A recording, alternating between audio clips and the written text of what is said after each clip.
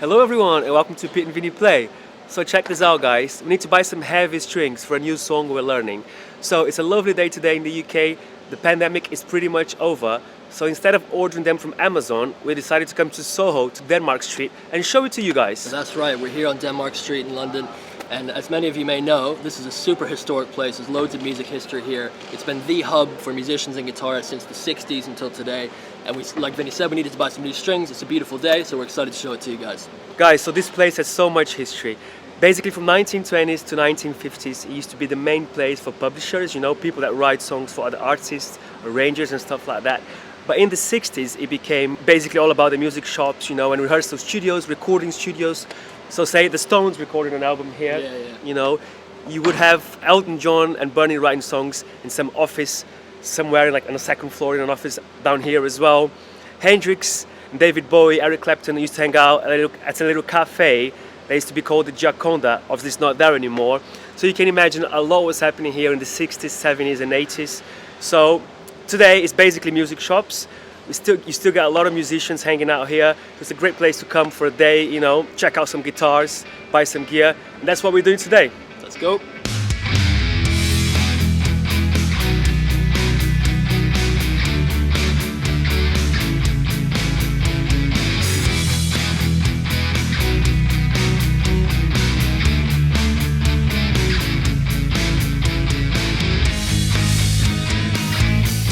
Look at how tiny the pot is these days. Check it out. Comparison. Did you have one, bro? I did. I used to have a line. Yeah, I used to have a line 6 pots. Yeah, I think everyone did, didn't it? It was a great sound. It was.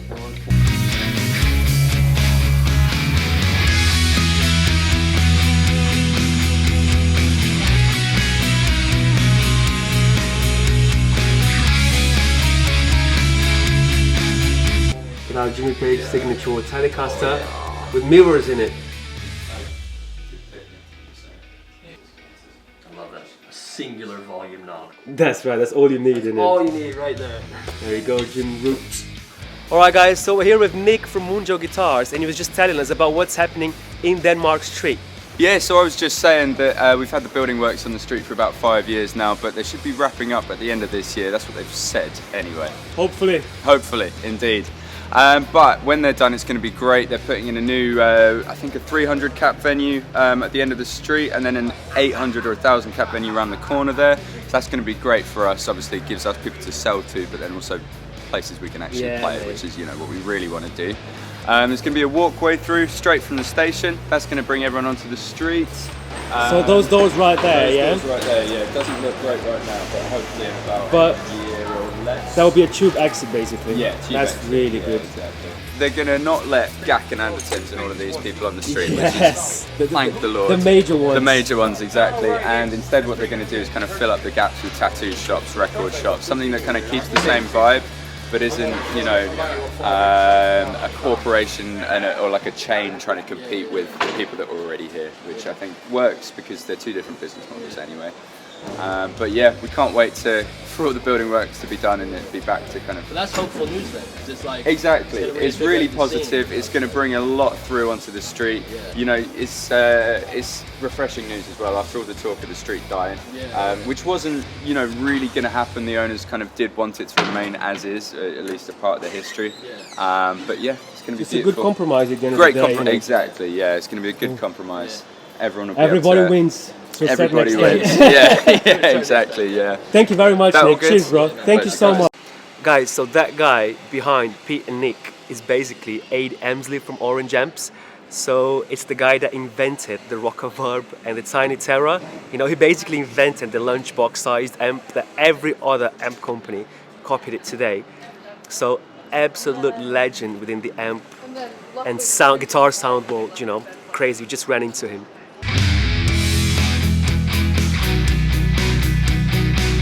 I've always loved the 60s style coil cable. I don't know why.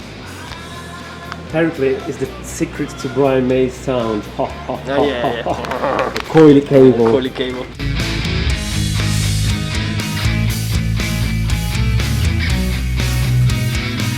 Guys, so check this out. This is really cool. It's a new type of board by Holy Board, and it's basically telescopic. You can actually like, I'm not going to do it now, but you can make it smaller and bigger as you need more pedals. So this part goes into the other part, so it's kind of adjustable, like the more your board grows or goes smaller, you know. So this is really cool. It's very cool, man. yeah, very cool new idea technology. I'm really fan of this. How cute is that? Tiny Marshall stack.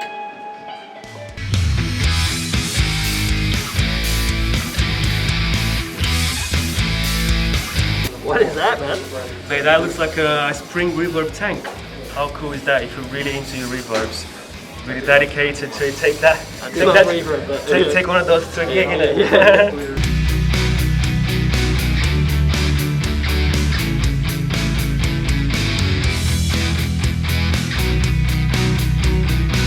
So guys, we're right here in front of Hank's. This is the main shop in Denmark Street for vintage gear. So we're gonna go in now, and I'm sure we're gonna find some really expensive stuff in there.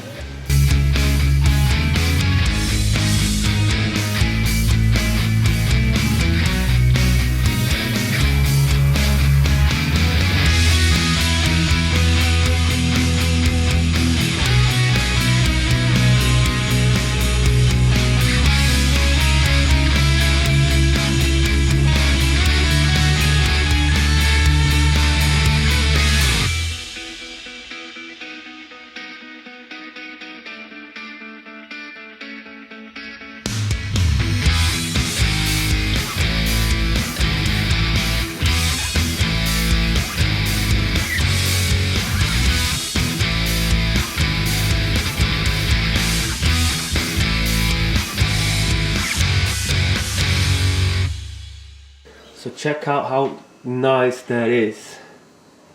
Beautiful acoustic. Not sure what make it is though.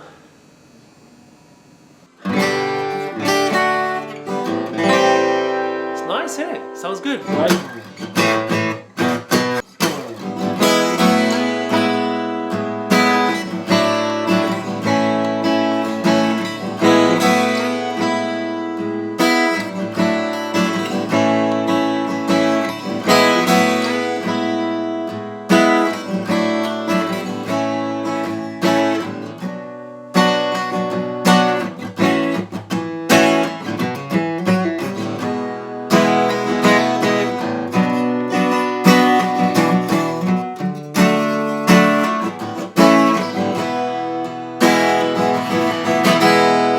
Nice. Nice.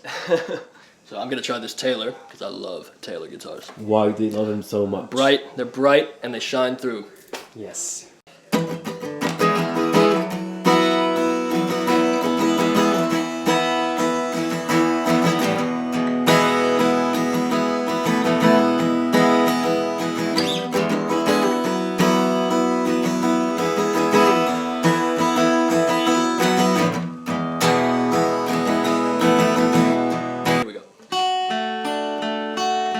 I'm gonna cry. Fourth minor, Yeah. classic Radiohead.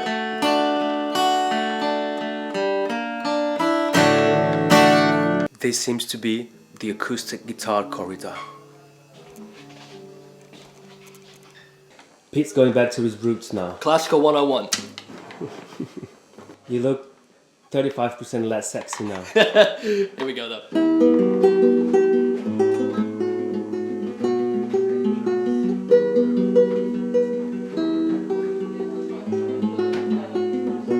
That's lovely.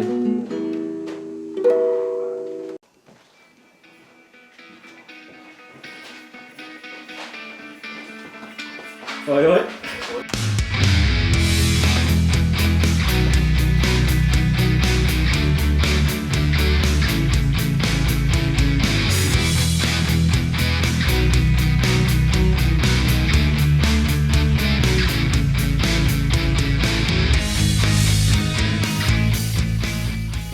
Check it out, a room exclusively filled with Taylors.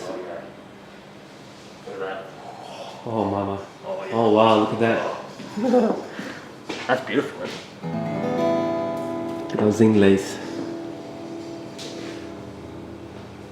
Oh, look at those tuners.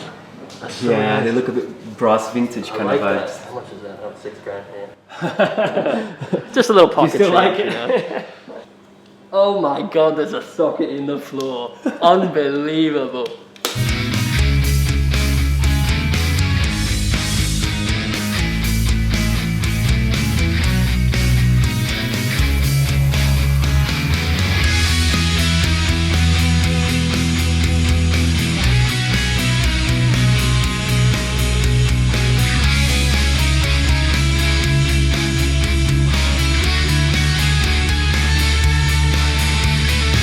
Alright guys, so it looks like we're done for the day. We got the strings. And before we go, I just want to say really, if you've never been here, this street feels quite different to the massive guitar shops that you find in America, like Guitar Center. Yeah.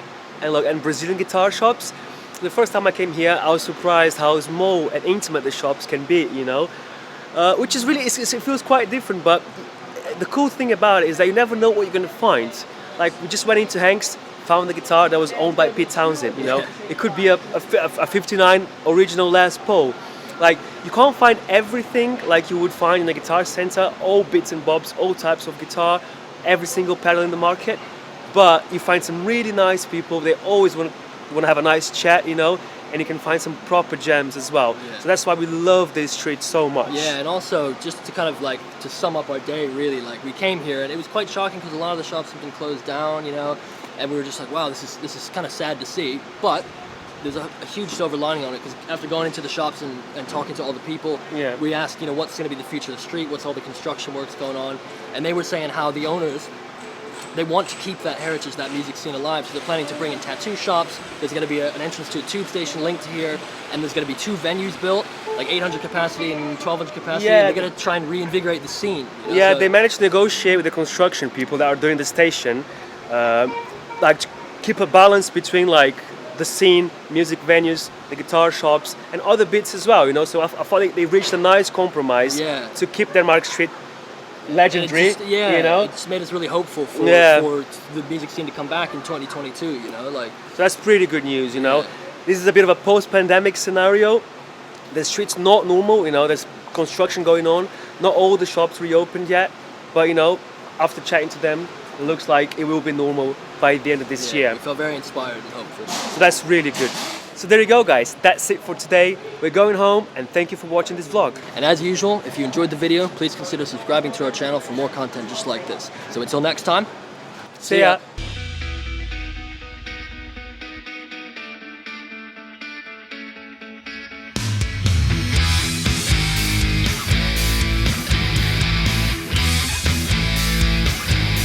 So it turns out we didn't go home.